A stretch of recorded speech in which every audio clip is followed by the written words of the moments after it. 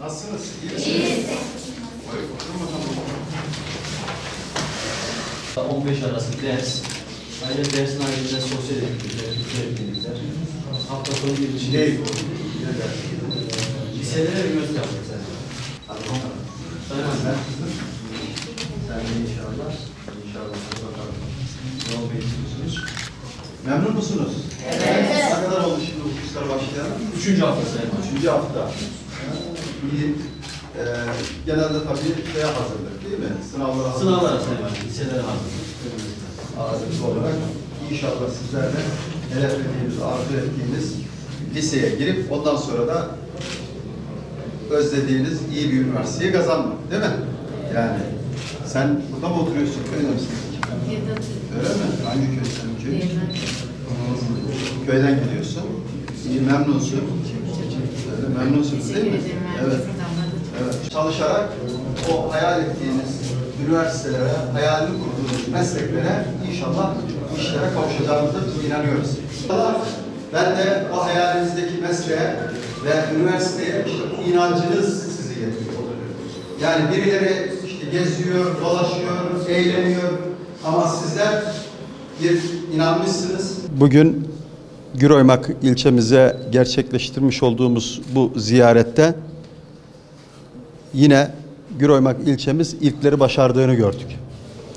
Kaymakamımızın öncülüğünde, ilçe Milli Eğitim Müdürlüğümüz yine koordinesinde, fedakar öğretmenlerimizin yine rehberliğinde 260 tane gencimizin, öğrencimizin bir kısmı üniversiteye hazırlık, bir kısmı liseye hazırlık kurslarında işte gördüğünüz bu mekanda böyle bir kampa alınmışlar.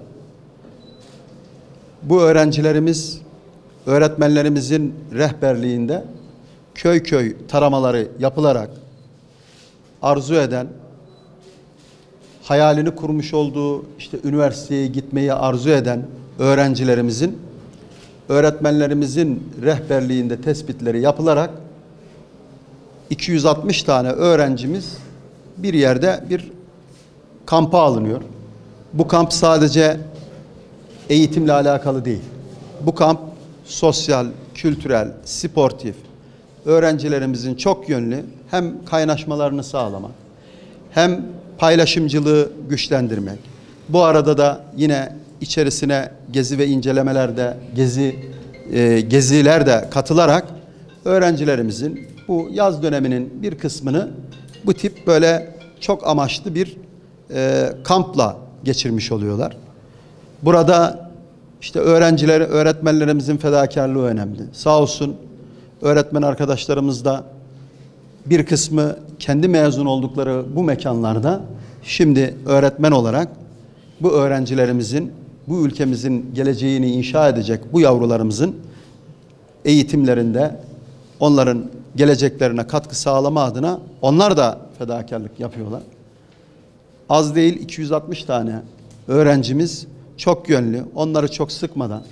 Bakın işte yan tarafta spor sahalarımız da artık açılmış burada. Çocuklarımızın oyun oynayabileceği, farklı sportif aktivitelerle vakit geçireceği oyun alanları da yine kaymakamımızın aynı zamanda malumunuz belediye başkanı. İşte oraları da gezeceğiz, göreceğiz. Bu anlamda bu bölgede eğitime yapılan yatırımların ne kadar önemli olduğunu anlatmaya gerek yok, söylemeye gerek yok. Başta kaymakam arkadaşımız olmak üzere burada emeği geçen Milli Eğitim Camiası'ndan işte yine öğretmen arkadaşlarımız her birine ben teşekkür ediyorum. En önemlisi de buraya gelip burada kendi hayallerini kurdukları üniversiteye, kendi hayallerini kurdukları liseye, hayallerini kurdukları mesleklere kavuşma adına burada bulunan öğrencilerimizi de tebrik etmek istiyorum. Allah hepsine zihin açıklığı versin diyoruz. Şunu gördük, ülkemizin geleceği emin ellerde. Yani bugün, bu sabah burada Güroymak ilçemizde bizim 260 tane öğrencimiz gelip işte gezmesinden, eğlenmesinden, şundan bundan fedakarlık yaparak gelip burada bulunuyorlarsa işte bunlar başardı demektir. Başaracaklar demektir.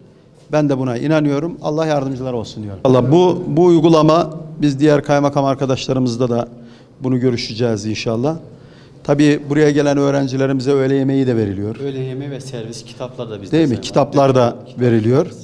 Yani inşallah bu çalışmayı, bu Güroymak'ta başlatılan bu çalışmanın, pilot uygulamanın diyelim, diğer ilçelerimizde de yaygınlaşması adına onun çalışmasını yapacağız. Bursa hocam isteyerek yani hedeflerime ulaşmak için geldim.